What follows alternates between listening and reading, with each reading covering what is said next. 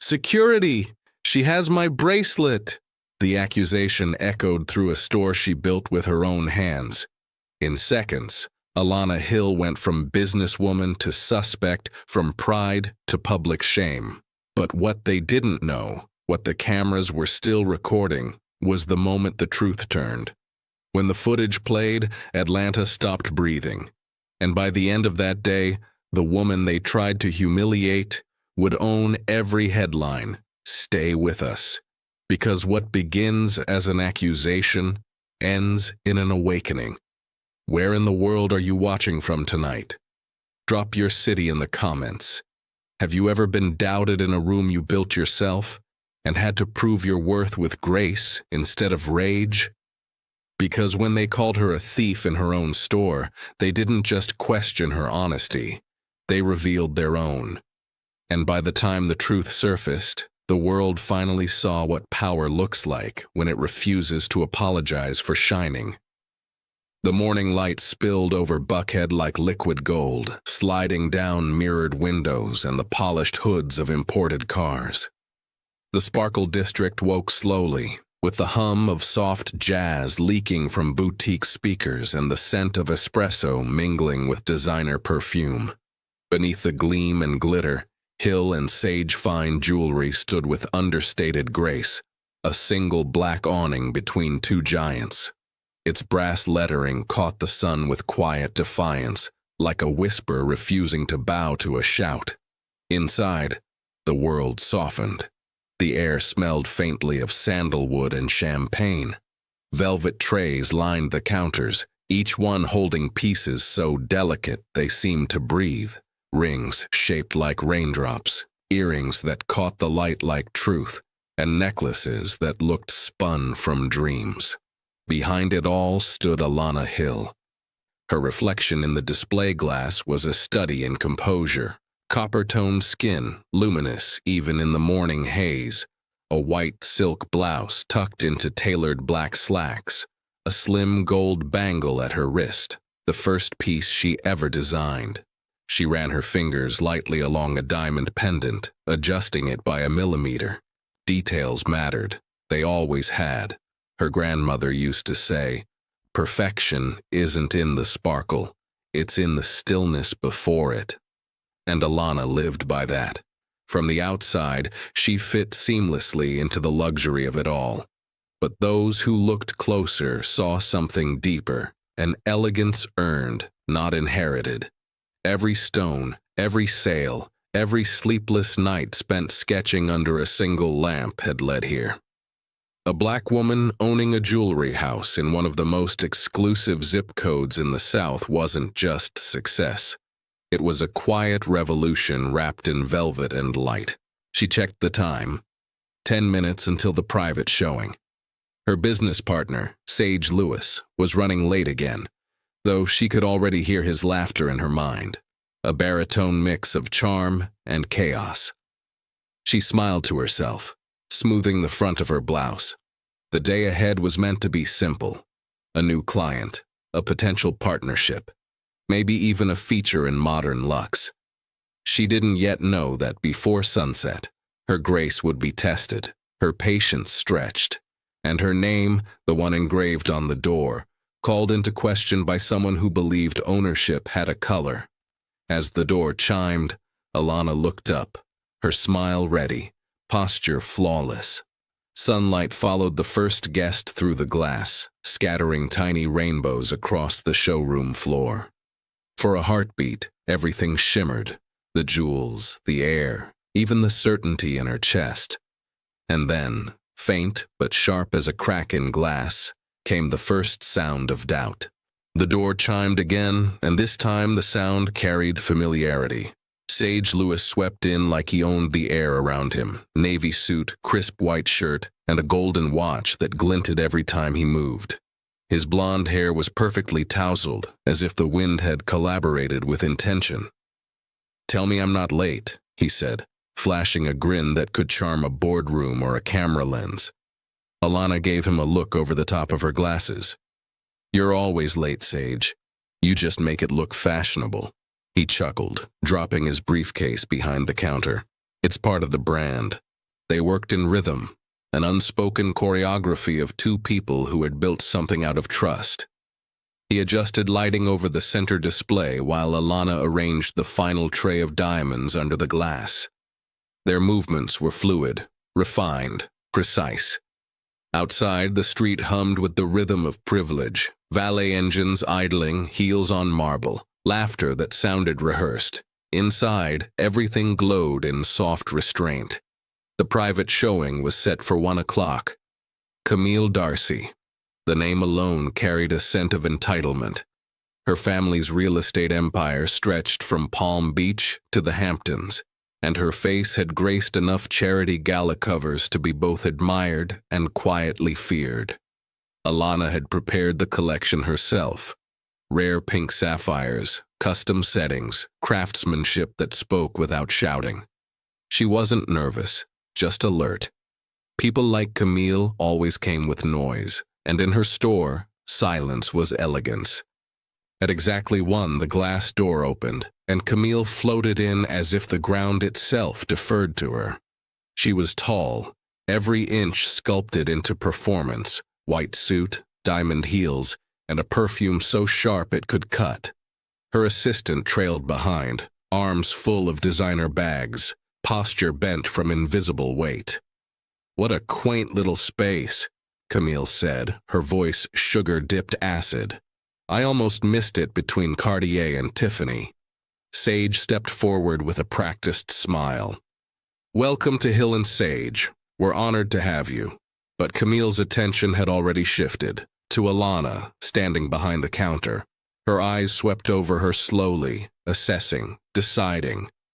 "You must be the sales manager," she said, her tone airy, dismissive.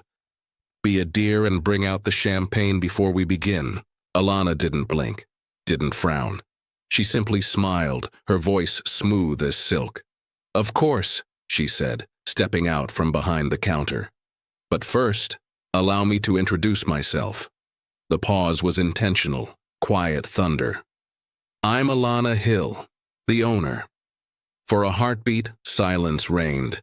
Camille's lips parted in disbelief, then curved into a brittle smile. "Oh," she said lightly, "you're the owner?" The words hung between them, gleaming, poisonous, and suddenly the room didn't feel quite so bright. Camille's laugh was delicate, polished, and practiced, like the clink of fine crystal. It carried through the air, drawing subtle glances from other customers browsing nearby. "Well," she said, straightening the diamond pin on her lapel, "isn't that progressive?" Her tone dripped with the kind of surprise that was meant to sting but sound complimentary. Alana met her gaze calmly, her expression revealing nothing. "We like to think so," she replied, her smile perfectly measured.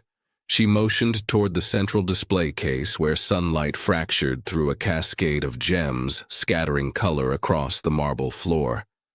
"This collection features ethically sourced sapphires and recycled gold, our most recent design initiative."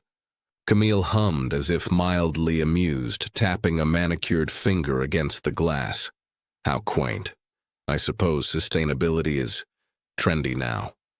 Her assistant hovered behind her, clutching a designer handbag, trying not to meet Alana's eyes. Sage, standing just a few feet away, felt the tension rise like static. He'd seen that flicker before, the way Alana's posture tightened just slightly, chin lifted a fraction higher. It was the armor of someone too used to being underestimated, too graceful to show the bruise. Camille leaned closer to the case, her reflection shimmering beside Alana's in the polished glass. Two women from different worlds, one searching for validation, the other standing in quiet command of her own space. "This one," Camille said, pointing to a delicate sapphire ring, "is quite pretty. What's the price?" Alana told her. Camille arched an eyebrow. "For that much, I'd expect a more established designer." Her words landed soft, but the condescension underneath was sharp enough to draw blood. Before Alana could reply, Sage stepped forward smoothly. "Hill and Sage pieces are handcrafted, limited editions," he said evenly. "Each design is personally signed by Miss Hill. They're investment pieces." Camille blinked, caught off guard by his quiet authority, then gave a dismissive wave. "Of course," she murmured. "I didn't mean to offend." But her eyes slid back to Alana, the curiosity behind them tainted with disbelief. "It's just unexpected, that's all." Alana smiled faintly, though the muscles in her jaw pulsed beneath her composure. "Unexpected can be beautiful," she said. The words were soft, but Sage saw the truth in them, the exhaustion of always having to prove it. Camille moved on to the next display, pretending to admire a diamond choker, her voice carrying like perfume. Pleasant, but heavy. "Well, dear, perhaps you can help me choose. I trust your taste." She didn't see the irony, didn't hear how the word dear curled wrong in the air. But Sage did. And as Alana leaned over the counter to lift the choker with steady hands, he caught her eye for half a second. In that glance lay an entire conversation. "She sees your color before your craft, but she'll learn who you are before she leaves." The moment cracked like glass under pressure. 1 second, Camille's assistant was quietly unpacking her employer's jewelry tray beside the counter, and the next, she was gasping, patting the space where a diamond bracelet had been moments ago. "It's gone," she said, her voice sharp and rising. "It was right here. I swear I set it down." Her pale fingers fluttered over the marble surface, her tone pitched high with panic. Camille turned, eyes wide with feigned concern, then narrowed in suspicion. "You must be mistaken," Alana said evenly, glancing around the display area. "Nothing leaves this counter without my knowing." But Camille's expression hardened into something colder. "Are you implying my assistant is lying?" she asked, one manicured brow arched. "Because I distinctly saw you handle the tray before she did." The words floated through the air, deceptively calm, but the undertone was poison. The few other shoppers nearby shifted uncomfortably, sensing the shift, the tension that suddenly felt heavy enough to touch.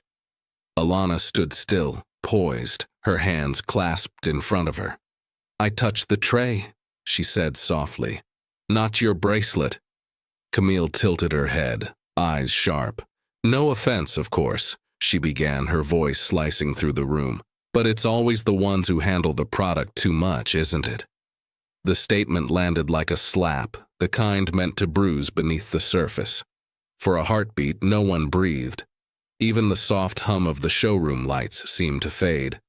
Sage froze where he stood, disbelief flashing across his face. Then his voice came, low but firm. "Camille," he said, "you're crossing a line." But before he could take another step, Alana raised a hand, a small, deliberate motion that carried authority. "It's fine," she said, her tone calm, precise, terrifyingly composed. "We'll check the cameras." Her words didn't shake, but her stillness spoke volumes. Sage hesitated, his jaw tight, but he knew her well enough to recognize that this wasn't surrender. It was restraint, the kind of restraint that came from a lifetime of being tested. Camille folded her arms, a smirk ghosting across her lips. "Please do," she said. "I'd hate to think a misunderstanding ruined your reputation." The emphasis was slow, almost playful, but her eyes betrayed satisfaction. The assistant hovered nearby, eyes darting between them, regret flickering too late. Alana turned toward the back office, her heels clicking softly against the marble, each step a measured beat of control. Behind her, whispers began to rise, soft, serpentine sounds of disbelief and judgment curling through the air. And as Sage followed her into the surveillance room, he glanced back once at Camille, who stood basking in her own assumption of victory. He didn't say a word, but his look promised one thing. This would not end the way she expected. Camille's voice sliced through the tension before Alana could even reach the back room. "Security!" she called, her tone shrill, theatrical. Heads turned outside the boutique as her words echoed off the polished marble halls. "Someone needs to check her." She had my bracelet. The audacity of it froze the air, and then the quiet murmur of luxury shopping curiosity began to build into a wave of whispers. Alana turned slowly, her face a portrait of composed disbelief, as two uniformed officers approached the door. Their radios crackled, their boots far too loud for the sanctuary she had built brick by brick. Within moments, the store that once shimmered with peace had become a stage. Customers pressed closer to the glass, some pretending to browse as they peered inside. A teenager lifted her phone, camera raised just high enough to catch the scene. The first officer, a middle-aged man with tired eyes, looked between Camille and Alana, visibly unsure. "Ma'am," he began cautiously, "we received a report of missing property." Camille gestured dramatically toward Alana, the diamonds on her wrist catching the light. She was the last to touch it. "I'm sure she meant no harm, but it's a valuable piece. Surely you understand I can't take chances." Her voice was honey over steel. Alana stood tall, her blouse crisp, her hands resting calmly on the counter. "You're accusing the owner of theft," she said quietly. The officer blinked, hesitating. "You're the owner?" he asked, voice dropping with sudden discomfort. "Yes," she replied, her tone cool, the calm before a storm she refused to let rise. The second officer, younger and less certain, shifted on his feet. "Could we, just take a look around?" Sage moved instantly, stepping between them and Alana. "Absolutely not," he said, his voice cutting through the growing crowd outside. "No one is searching anything until the security footage is reviewed." Camille rolled her eyes, her composure beginning to crack. "You're awfully defensive for someone who isn't involved," she snapped. "I'm her business partner," Sage said evenly. "And unlike you, I know exactly who I'm talking to." The older officer's gaze lingered on Alana, recognition dawning, her face from the Forbes spread, the article titled "Breaking Barriers, the Woman, Redefining Southern Luxury." His posture softened instantly, shame flickering in his eyes. "My apologies, Ms. Hill," he said. But the damage had already been done. The audience outside was still watching. Phones were still recording. And though Alana's expression remained untouched, inside she felt the familiar sting, the way dignity, once questioned publicly, never quite returned whole. Sage's hands were steady, but his jaw was locked tight as he ushered the officers into the surveillance room. The crowd outside had grown thicker, faces pressed against the glass, curiosity gleaming brighter than the jewelry in the window displays. The whisper of gossip rippled through the hallway like wind through silk. Inside, the low hum of the security monitors filled the silence. Sage typed a few commands, his reflection glinting against the screen as the time-stamped footage began to play. Alana stood just behind him, her arms folded, every inch of her body carved in control. The video unfolded clearly. Camille's assistant placing her handbag on the counter, opening her jewelry pouch, pulling out a few pieces for Camille to compare. She placed a diamond bracelet on the counter. Then, while Camille examined another item, her hand moved swiftly. A flash of silver, a flicker of motion, the bracelet disappearing into the side pocket of her purse. Then came the feigned panic, the performance, the accusation. It was all there, in high-definition clarity. Gasps escaped from the doorway, where the younger officer stood frozen, his body half-turned toward the gathering outside. Even through the glass, the crowd could sense the shift, the energy curdling from accusation to revelation. The assistant's complexion drained to paper white, Camille's painted confidence cracked, her mouth parting in disbelief as she stepped closer to the screen. "No," she whispered. "That can't be right." But her voice trembled, betraying her. "There must be some mistake," she said again, louder this time as though volume could rewrite truth. Alana didn't blink. "The only mistake," she said softly, her tone even, deliberate, "was thinking I wouldn't see." Her gaze didn't waver from Camille, whose flawless exterior had begun to unravel thread by thread. The officers exchanged a look, one reaching instinctively for his notebook, the other clearing his throat awkwardly. "Ma'am," the older one said to the assistant, "we're going to need to check your bag." The assistant's trembling hands unzipped the purse. The bracelet glinted under the fluorescent light, mocking the silence that followed. The air thickened with embarrassment and unspoken apologies. Camille took a step back, her voice thin, almost pleading. "This is ridiculous." She must have confused it with something else, but the lie disintegrated before it even left her lips. Alana didn't raise her voice. She didn't need to. "Get them out," she said to Sage quietly. Her tone carried finality, the kind that ends conversations and careers. As the officers escorted Camille and her assistant toward the door, the crowd outside erupted, not in noise, but in stunned, reverent silence. The truth had found its witness, and Alana Hill stood at its center, unshaken, radiant beneath the lights. Camille's voice rose before the doors had even fully closed behind the officers. "Turn that off!" she snapped, her composure collapsing into panic. "You can't keep that footage. It's private property. I'll sue this place into dust if it ever sees daylight." The threat cracked in the air like brittle glass. Her assistant stood frozen beside her, mascara streaking faintly where tears had begun to fall. The tension in the room thickened as the whispers from outside grew louder, pressing against the glass like a living thing. Sage didn't move from his place near the monitor.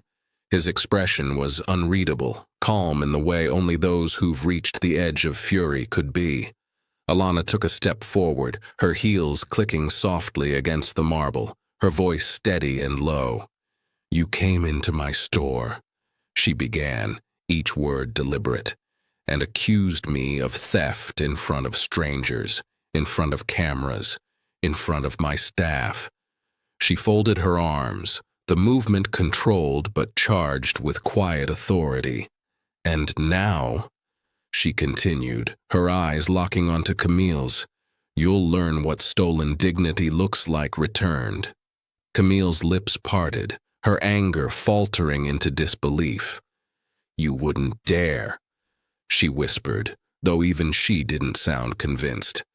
Behind her, Sage's fingers moved without ceremony across the keyboard. The security clip, trimmed to the moment of truth, the assistant's theft, Camille's accusation, and Alana's unflinching response, was already uploading to the official Hill and Sage page. Within minutes, notifications began to light up the screen. Likes, shares, comments. The numbers climbed fast. A few customers still in the boutique exchanged glances, realizing they were witnessing a storm in motion. "You'll ruin me!" Camille hissed, her voice trembling between anger and fear. Alana tilted her head slightly. "No," she said softly. "You ruined yourself." Outside, the crowd grew restless. Someone gasped as the video appeared online, already gathering momentum. Sage turned the laptop toward Camille. The post was live. Her own words, "It's always the ones who handle the product too much," were already being replayed, dissected, condemned by strangers across the internet. Camille reached for her phone with shaking hands, scrolling furiously, watching her name begin to trend. The facade of control melted entirely now, her voice breaking. "You don't understand what this will do to me." Alana's gaze softened, not with sympathy, but with certainty. "No," she said, turning away, her tone like velvet wrapped around steel. I understand exactly what it will do. It will show people what power looks like when it's no longer afraid to stand in its own light. And with that, she walked back toward the display cases, shoulders square, head high, as the sound of Camille's world crumbling played softly behind her. One notification ping at a time. By nightfall, Atlanta's skyline shimmered with screens, phones, tablets, televisions, all glowing with the same headline: Black woman accused in her own store. The clip of Alana's calm restraint had spread like wildfire, crossing timelines and continents in hours. Influencers reposted it with hashtags about dignity and grace. Activists called it another chapter in an old, exhausting story. Even those who'd never heard of Hill and Sage suddenly had an opinion. Some praised her poise. Others dissected every second of the video, searching for something to explain why people like Camille still existed in rooms that should have evolved long ago. The store's website crashed twice before midnight. Orders poured in. Bracelets, pendants, custom requests, all bearing notes from strangers who wrote, "We see you. We stand with you." Sage sat behind his laptop, fielding customer messages while shaking his head in disbelief. "You've gone viral," he murmured, glancing toward the showroom where Alana stood by the window, her silhouette haloed by the city lights. She didn't turn. "I didn't want to go viral," she said quietly. "I just wanted to be treated like I belong in the space I built." The irony wasn't lost on either of them. Outside, reporters had begun to gather by the glass storefront, their voices a murmur through the hum of late-night traffic. Cameras flashed each time the door opened. Inside, the chandeliers reflected the chaos in shimmering fragments, beauty trapped within controversy. Sage's phone buzzed non-stop. "CNN wants a statement," he said. "So does Essence." And Vogue's editor DM'd the store account. Alana crossed the room slowly, her heels whispering against the marble floor.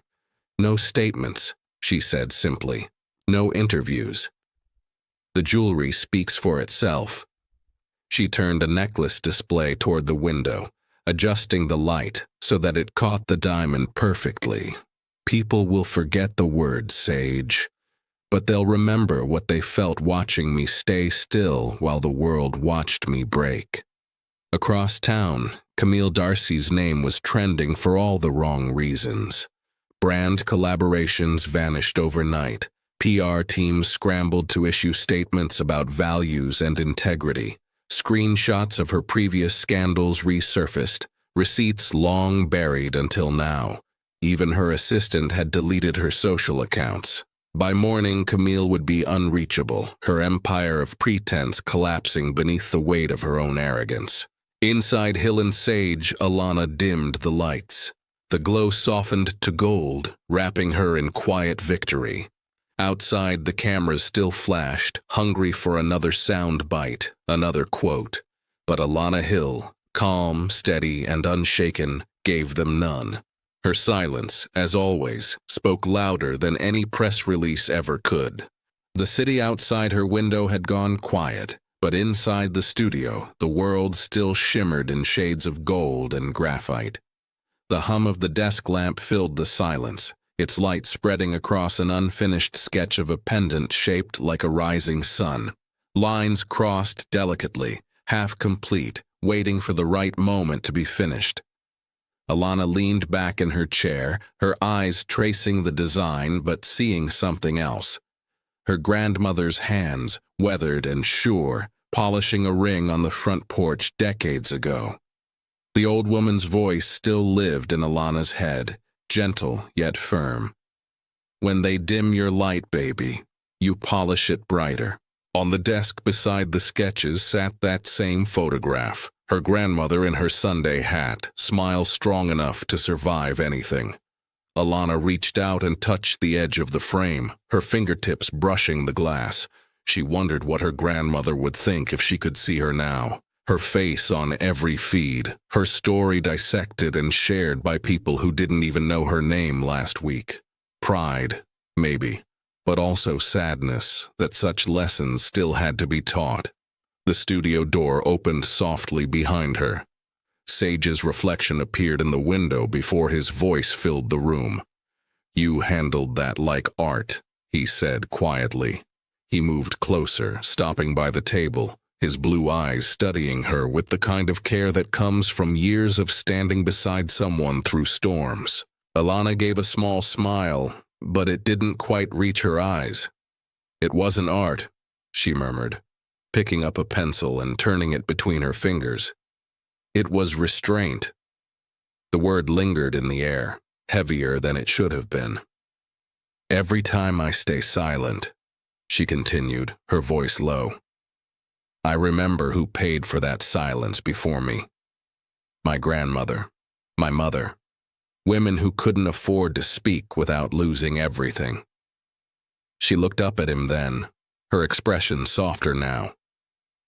"So when I hold my tongue, Sage, it's not because I'm weak. It's because I know the cost." He nodded slowly, his jaw tightening as if holding back his own anger on her behalf. "You shouldn't have to keep paying for it." "I know," she said simply. "But maybe this time I bought something back." They stood in that quiet for a moment, the weight of the day finally settling. Outside, the city lights flickered like stars caught between glass and sky. Inside, Alana turned back to her sketch and drew one final line, steady, graceful, unbroken.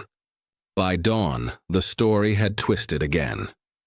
Camille D'Arcy's team released a carefully worded statement across every platform. "Yesterday's events were an unfortunate misunderstanding. I deeply regret any confusion or hurt caused." It was polished, empty, and designed to sound remorseful without admitting anything real. Networks ran it alongside the now viral clip, and the contrast was damning. The internet saw through it immediately. The hashtags that once called for justice turned sharper. Not a misunderstanding. Hill and Grace. The world was done pretending politeness could mask prejudice. But Alana Hill had no interest in Camille's redemption tour. By mid-morning, she stood in the same boutique where it all began, her showroom transformed.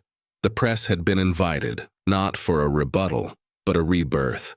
The curtains were drawn back to let the Atlanta sunlight pour in, illuminating every facet of glass and gold.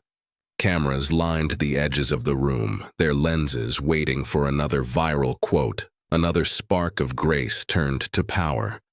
Instead, they found something quieter, something intentional. Alana stepped forward in an ivory suit, minimal jewelry except for a single gold pendant resting above her heart. Behind her, the display cases shimmered with the debut of the Grace line, her newest collection.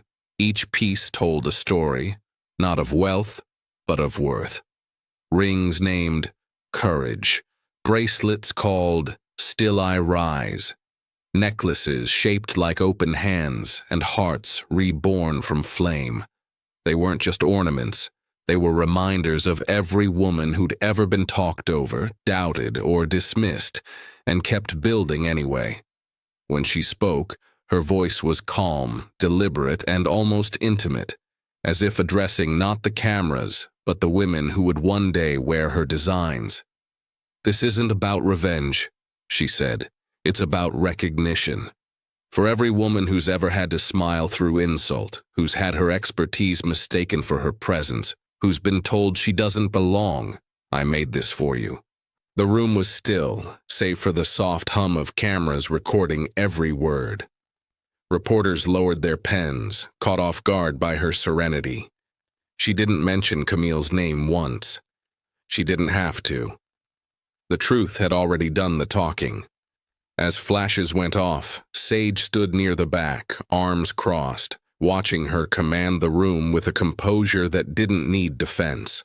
Under the sunlight, Alana's skin glowed like bronze fire, her eyes clear, unshaken. She smiled faintly as she lifted one of the bracelets from the case. "Grace," she said quietly, "isn't silence. It's strength that doesn't need permission to shine. And in that moment, every camera found what it had been searching for. Not scandal, but power reclaimed. 3 weeks later, the door chime sounded again, though this time it carried no grandeur, no announcement of wealth or presence. Camille D'Arcy stood in the entryway, alone. Gone were the diamond heels and the entourage of privilege that once trailed behind her like perfume. She wore a simple black dress, her makeup understated, her eyes rimmed with something that looked too tired to be vanity. The boutique was quiet, except for the soft hum of jazz playing through the ceiling speakers.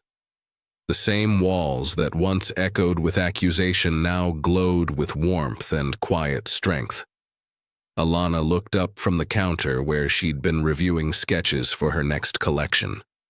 Their eyes met, and for a long moment, neither woman spoke. Camille stepped forward, her heels clicking softer than memory. "I came to purchase one of your bracelets," she said finally. Her voice was measured, fragile in a way that sounded almost foreign coming from her. From the grace line. Sage, standing nearby, looked up from the display he was adjusting, but Alana held up a hand gently, signaling him to let it be. She turned her gaze back to Camille, studying her, the lowered shoulders, the absence of entitlement. There was no trace of the woman who once laughed as she summoned security. "You can buy it," Alana said after a pause, her tone cool but not cruel. "But understand, you'll never own what it represents." Camille's lips parted, and for a moment, it looked like she might argue, defend, explain, but then she didn't. She nodded instead, her throat tightening. "I know," she whispered. Her hand trembled slightly as she reached for her wallet.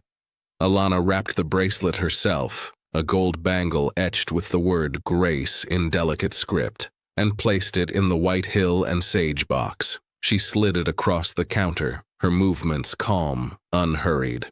Camille hesitated before taking it, her voice breaking just enough to reveal something human beneath the polish. "I'm sorry," she said quietly. Alana met her eyes, and though forgiveness wasn't spoken, compassion flickered there, distant but real. "Take care, Ms. D'Arcy," she replied softly. The payment processed, the receipt printed, and the door chimed again as Camille stepped out into the afternoon sun.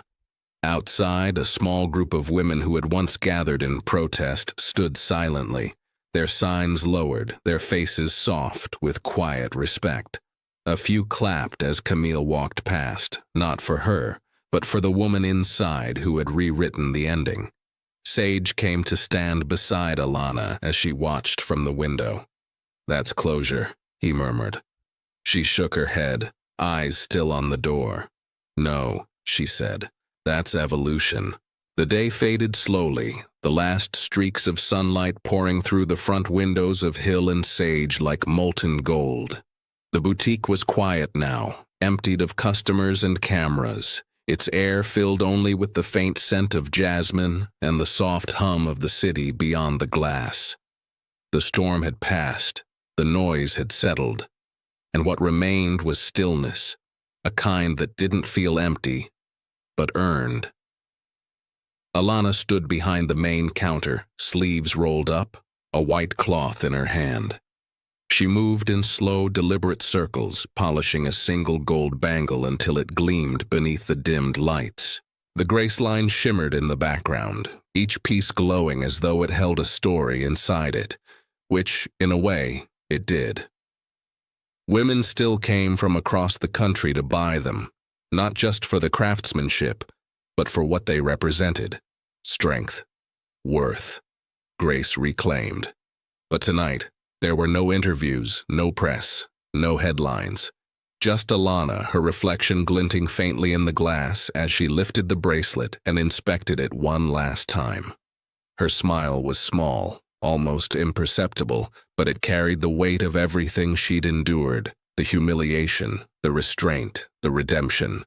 Through the reflection, the light caught her face in a way that made her look both powerful and profoundly human. The faint lines of exhaustion around her eyes told their own truth. Triumph didn't always roar.